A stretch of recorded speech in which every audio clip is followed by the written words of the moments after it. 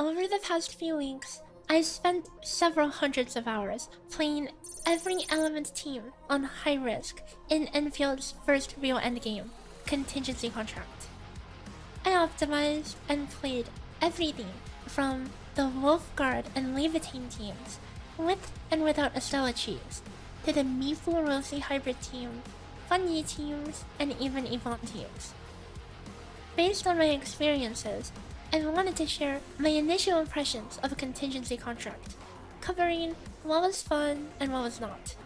This will be a mostly unedited discussion video, so feel free to cast it off to your side monitor. First off, let's talk about the overall difficulty and balancing. The maximum risk clear is actually balanced fairly well against a fully maxed out team. You will need all maxed out units, weapons, and a solid rotation, with a lot of luck and resets to achieve a maximum clear. It took the CN community a while to figure out the first team that could do it, the Mifu Rossi hybrid team, and it took over a week before other teams, namely an MI Security Funny Critfish team, as well as an Yvonne team, were able to also clear 54. At the highest end of risks, the difference comes down to how many time debuff and HP increases you take, which is to say, yes, it is a DPS check at the end of the day. With lower investments, you can just tone down the HP or increase the time. For example, on a Wolfguard Estella team, which has the potential to hardly clear 53 with perfect RNG and whaled units, I can only scrape by 51 with extremely scuffed, half-upgraded gear in essence, by removing all the enemy HP increases. I am personally quite satisfied with the balance level. I like how the maximum is hardly possible, even with whaled units, and it makes it that much more exciting to find what the limit is for any given team and investment. I want to focus on the ones that alter your gameplay. We'll start with Rush. This makes it so you can only deal a set percent of enemy HP per hit. While this one sounds like a huge blow to physical teams, due to not being able to crush for massive amounts of damage, it's not like you really want to be stacking bombs on smaller mobs anyway, especially combined with the restriction of only being able to apply one status effect per 5 seconds. This debuff isn't actually as debilitating as you would imagine, and opened up some alternative builds and playstyles. Recall that the first max risk clear still did use Mifu. Being able to skill 2 into skill 3 for 25% of an enemy's HP each hit is still very huge. Because a whaled out Mifu could already hit this damage cap by default, these clears would use Swordmancer on her to get that little extra hit of damage in, instead of the Grizzled Edge set that would needlessly overcap it. The next one we'll talk about is Restraint. This gives an operator a massive 90% damage dealt debuff to a certain element when they apply the respective physical status or arts infliction, which includes the hit that applies it. While this completely shuts down a large amount of the DPS potentials of supports such as Camille or Tantan, I think this was a very interesting risk to play around, specifically in the event of your main DPS. Take Funny for example.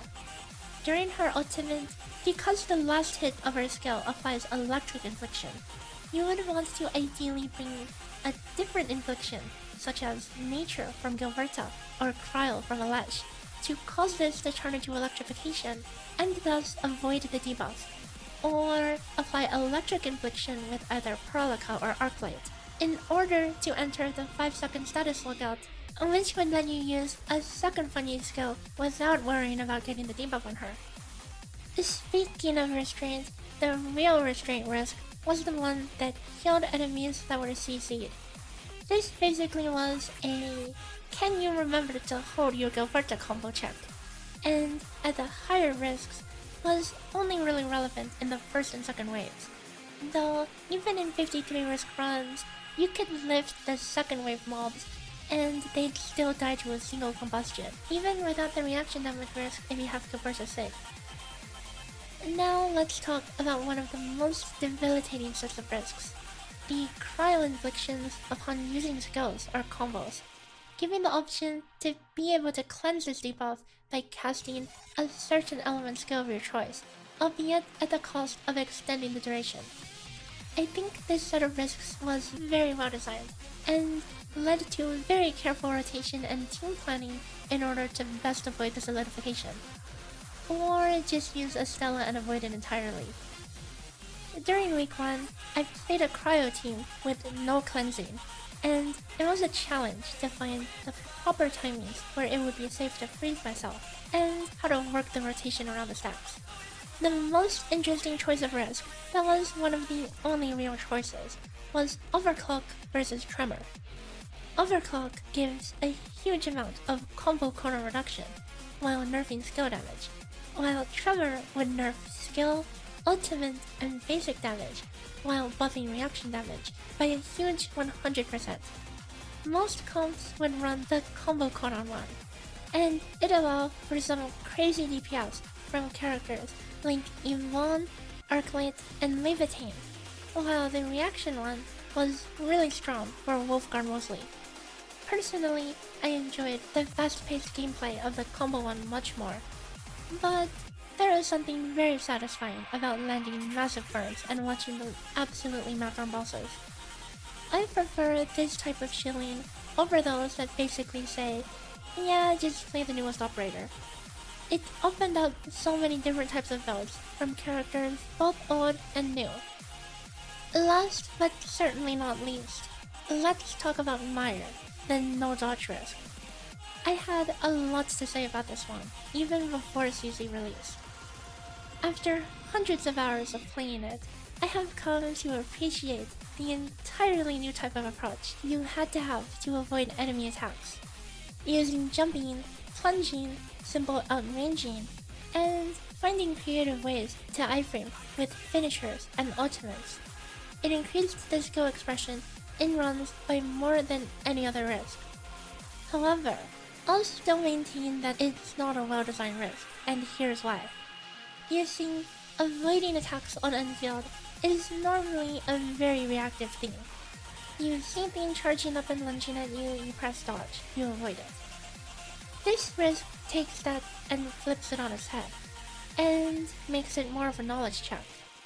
You need to already know which wind up animation leads to which attack, what timing and spacing to use, etc. For most players who aren't grinding this mode for hundreds, if even tens of hours, it'll instead just feel a lot more frustrating to play, as a core mechanic of the game has been stripped away. I think there are much better ways to accomplish the same de-incentivizing of dodging. For example, they could give you a stacking team-wide damage dealt debuff with each dodge. Still dodge, but the highest risk runs and most impressive clears would still have to avoid doing so in order to avoid the debuff. A similar extension would be an SP cost to dodge, and a funny version would be to make a banana peel every time you dodge. These ideas all accomplish the same goal of rewarding dodging attacks in ways other than pressing the dodge button, but without completely removing the option from the table. You could say that the average player could just not take the risk in the first place, but I think that at a baseline, risks should not be completely removing a core gameplay feature. Speaking of gameplay though, let's talk about the content itself. That is, the enemies and the waves. Anybody who has spent a good amount of time with this content knows how many issues this highlights. So let's start with the most frustrating: targeting. The targeting in this game is extremely bad, and the lock-on is no better. Targeting behavior is inconsistent, even being able to target enemies behind you. You see that? You see the target? You see how the target does not even give a crap about what I'm looking at? While also not having any priorities to focus on one elite mob over any trash nearby. while the lock-on can literally lock on to already dead targets. There are improvements coming in the next patch, but this is one of many reasons why I'm not a fan of trash mob content in gacha games, as relying on an auto-targeting system makes so many frustrating situations that are out of your control. On that note, it's not just the enemy AI you need to be wary of, it's your own. Your teammates can run around and push enemies away and mess up a grouping, bait Agaloy to chase them to Africa, etc. On the flip side, when your operators take aggro from bosses or certain mobs, you get a lot more uptime than you normally would have if you had to dodge the attacks yourself. The best examples of this are with the ranged Agaloy and Effigy.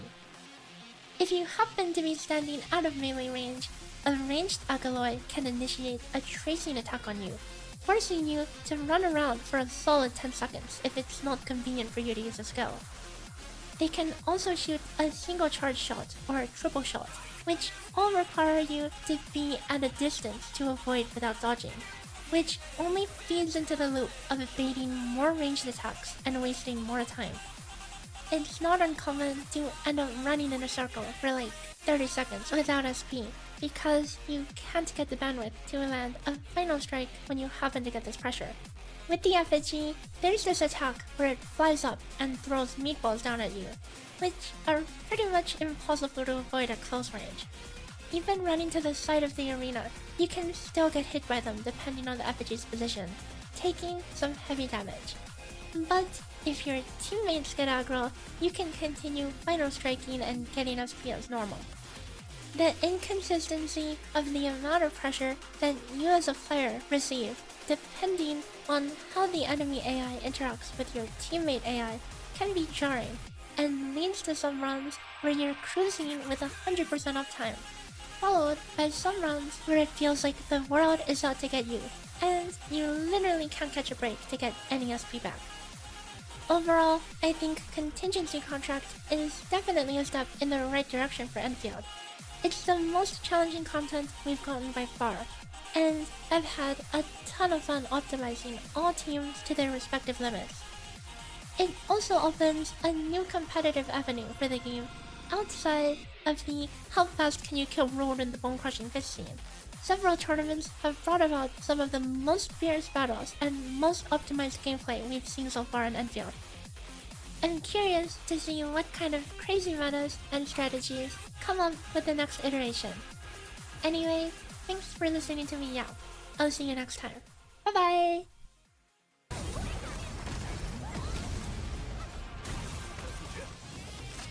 Yep, and now he's out of range. Look at